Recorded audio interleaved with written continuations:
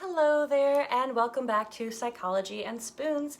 This is Jenny. Today, I'm going to be answering your question of what is disability and what do people mean when they say that they're disabled? So, we're going to go ahead and get started. There are three main meanings when people say disability. So the first is there is a federal government definition of disability, and this pertains to non-discrimination. So according to the federal government, in order to be disabled, people have to be defined as someone who has a physical or mental impairment that substantially limits one or more major life activities. 2, has a record of such impairment, or 3, is regarded as having such an impairment. And so this has to do with discrimination law, about the Americans with Disabilities Act, the Section 503 of the Rehab Act of 1973, and Section 188 of the Workforce Innovation and Opportunity Act. So basically when someone says, like, you're discriminating against me because I'm disabled, this is what is meant when people say disability. So the second thing is when people say disability, they also are talking about disability benefits through the Social Security disability benefits.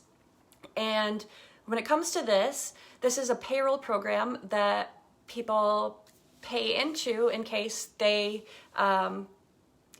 develop or have always had a disability or severe disability or combination of disabilities that count as severe, like accumulatively are severe, that has lasted or is expected to last at least 12 months.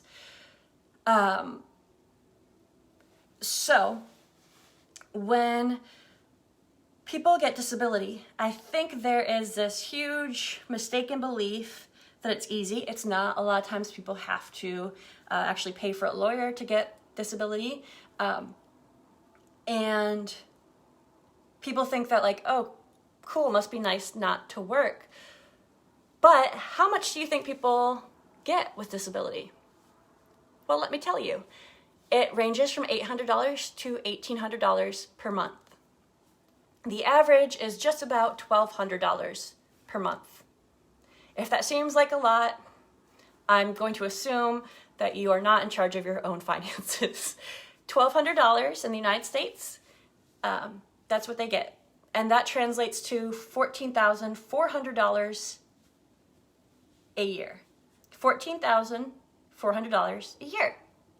Well, according to MIT, the amount of money that a person needs to have a living wage, like a living income, what they need is $68,808 a year. And we are not talking about money for anything frivolous. A living wage, a living income, all that covers is housing, transportation, and food, basically. That's it.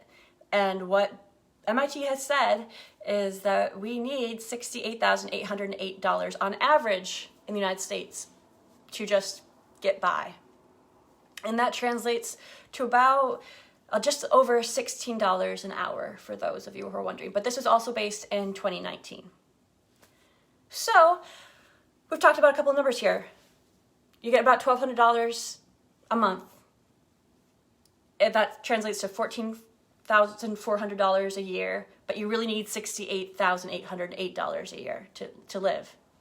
And to put that more in perspective, the average two-bedroom apartment in the United States, average, we're not talking about in DC where it's like $3,000, or same in California. The average cost for a two-bedroom apartment in the United States is $1,192. $1,192. Now, did you remember how much money on average someone gets for disability? That's right, it's $1,200 a month. So that means you get $8 a month to buy groceries, or to get around for gas each month. That's it. $8.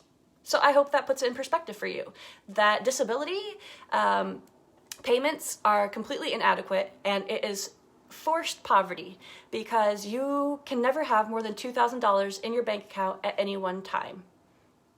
So I guess that means you're not allowed to have pets. You can't get married because if you have a joint bank account, then that's a problem. And yes, it is a problem for a lot of my friends who are disabled and can't get married for that exact reason. Yeah, so think about that. Keep those things in mind. Next, we are going to be talking about disabled placards. So sometimes when someone says they're disabled, they're referencing their placard, their license plate.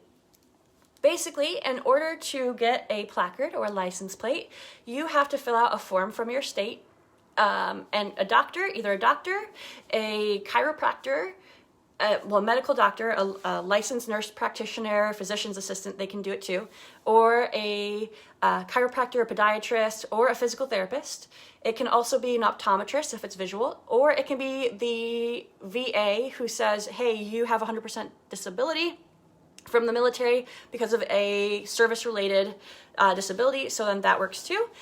Finally, you can self-certify. So you can go to a court and say, like, hey, I'm disabled, but only if it's something where you've lost a limb, basically. That's the only one you can self-certify. So there are 9 disability codes, permanent disability codes. Obviously, you can have temporary disability. For temporary disability placards, you have to show that your disability is going to last at least 3 weeks, and not having a placard or plate would cause an undue hardship to your life. Otherwise, here are the 9 permanent disability codes. 1, you have a lung disease that affects your ability to breathe substantially. There are specific parameters. So it has to do with your forced expiratory volume and your arterial oxygen tension. So that's number 1, is respiratory. Number 2, it has to do with cardiovascular disease. So if you have a cardiovascular disease that has a severity of 3 or 4 in terms of limitation, according to the American Heart Association. So 1, respiratory. 2, cardiovascular. 3, you are unable to walk 200 feet without stopping to rest. 4, you are unable to walk 200 feet without the use of some kind of assistive device. So either crutches, cane, you need a prosthetic, you need the assistance of someone else, or you need, did I say crutches? I think so. Yeah, a brace, cane, one of those things. 4 is you need a wheelchair. No, that's 5. 5, you need a wheelchair. 6, you have lost an arm, hand, foot, or leg. And so this is when you can self-certify, because you can go to the court and they can clearly see you are missing an arm, hand, foot, or leg. 7, you have lost the use of. So you still have your hand, but maybe because of a stroke, you can't use it. You have lost the use of an arm, hand, foot, or leg. 8, you have a permanent disability that adversely impacts your ambulatory ability. And it is so severe that you not getting a disability spot, placard or a plate, is going to put you at risk of injury. So yeah. 9, you have a permanent impairment of both eyes, so that one, your best eye has no greater visual acuity than 20 out of 200. Keep in mind, perfect vision is 20/20. So it has to be your best eye is the one that's 20/200 with the use of glasses, because I have 20/20 with glasses, but without glasses, my vision is 20 out of 500. Wait, that can't be right. No, it's not 2,500. I can't remember what it is, but I would be considered legally blind if I, oh geez, yeah, I can't even see my own face and I'm sitting right in front of the camera. Ooh, that's bad. And then the last one, again, has to do with veterans. So again, 1, lung disease. 2, cardiovascular disease. 3, you're unable to walk without stopping. 4, you're unable to walk without an assistive device. 5, you need a wheelchair. 6, you have lost your arm, hand, foot, or leg. 7, you have lost the use of your arm, hand, foot, or leg. 8, you have a permanent disability that doesn't fall into the previous categories, that without your placard, you would be at risk of injury, severe injury. 9, it's visual.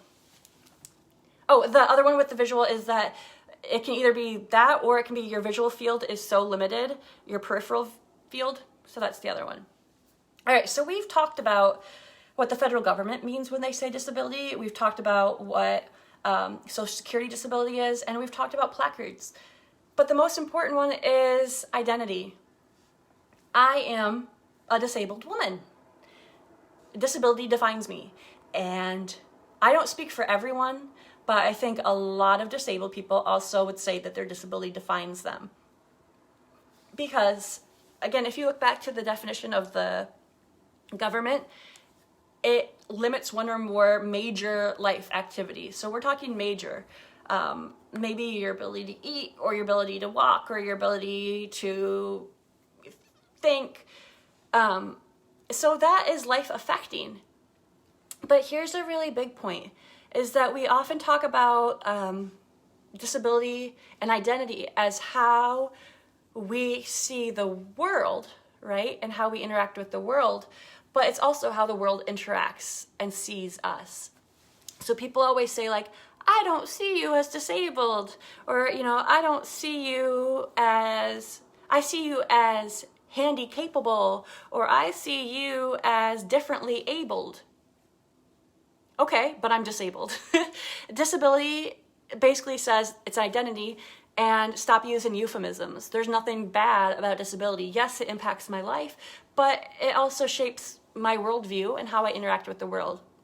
I think it becomes a problem because of how the world interacts with me and with other disabled people. There is this double-edged sword, right, when it comes to disability, where you constantly have to prove you are disabled enough, right? I talked about all these forms you have to fill out, basically saying, like, hey, I'm disabled, I need these things. You have to prove constantly that you're disabled. And, another thing is that you have to have a doctor say you're disabled. So that's another problem, because some people can't afford doctors.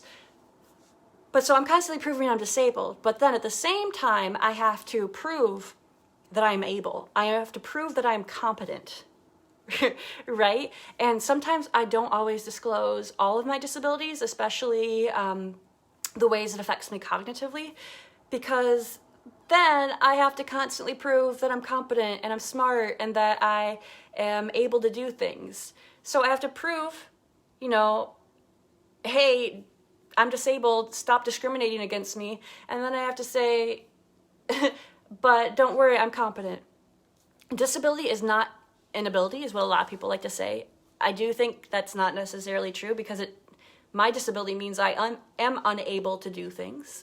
And that's okay. Or not necessarily unable, but I'm unable to do things the same way that you do things. So when I first got diagnosed with my primary genetic disease, I had to go to occupational therapy, and I think it was like a 2-hour appointment, and during that appointment they taught me how to put on my clothes again, like how I had to put on shirts from now on, how I had to write, and how I had to hold a pen. I would have to get new pens, specialty pens, how to do these hand exercises for my arthritis 3 times a day. And then there's physical therapy, right, where I had to do every single joint in my body. Well, not every single joint, because there's fixed joints too, but pretty much every single joint in my body I had to work on. And so it's like, it doesn't define me. I'm not unable to do things. Yes, it does. And I do have to do things differently. Although I did kind of give up on stuff, because I was just like, I'm sorry, this takes like 4 times as long to put on a shirt. Screw it. I'm just going to dislocate my shoulders every time I put on a shirt. Or, I'm just going to, most of the time, my shoulder blades are dislocated or partially dislocated. And then I used to go to a massage therapist like twice a month, and they would put my shoulder blades back in place for me. But otherwise, they're just kind of hanging out. But yeah, I do things differently. But also, it's not by choice either, because you think about the limitations that we come across because of housing, because most housing is not disability accessible, and there's a huge shortage of that. There's a huge issue when it comes to workplace accessibility. I have personally faced that. I almost got fired for being disabled because I asked for accommodations. There's a huge issue when it comes to literally any public building. For some reason, we've decided that run down 1950s tenant buildings are allowed to be exempt from the American Disabilities Act. They don't have to have an elevator, which is ridiculous, because if ancient Greek ruins can be accessible and they can put a ramp in that, you can put an elevator in a crappy apartment building so that people can access things. Plus, we're all going to get old. Well, that's not true. We will not all grow old, unfortunately. But most of us will. And at some point in their lives, most people will experience disability. Most. And 1 in 4 Americans is already permanently disabled. So, what? I want you to do me a favor. Next time you go to a restaurant, which might be a while, I want you to pay really close attention, or any business, I want you to pay really, really close attention to whether or not it's truly accessible. I went to a restaurant, and more than one restaurant, this happens all the time.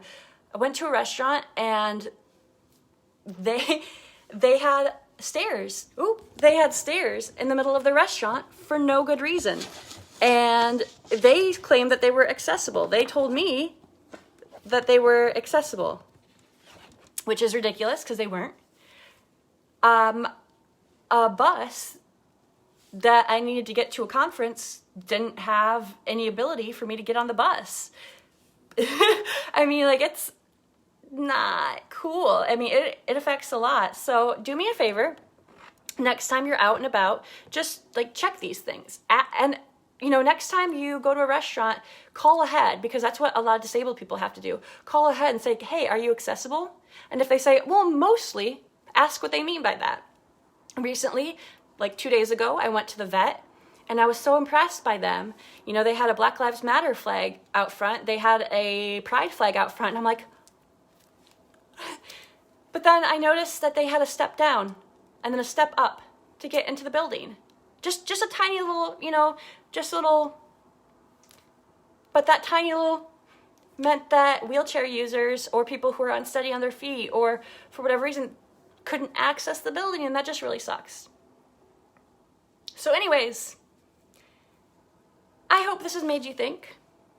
I hope you think about how disability is identity and all the different things it can mean. If you have any questions, please comment below. I would love to know what you think about this. I want your feedback.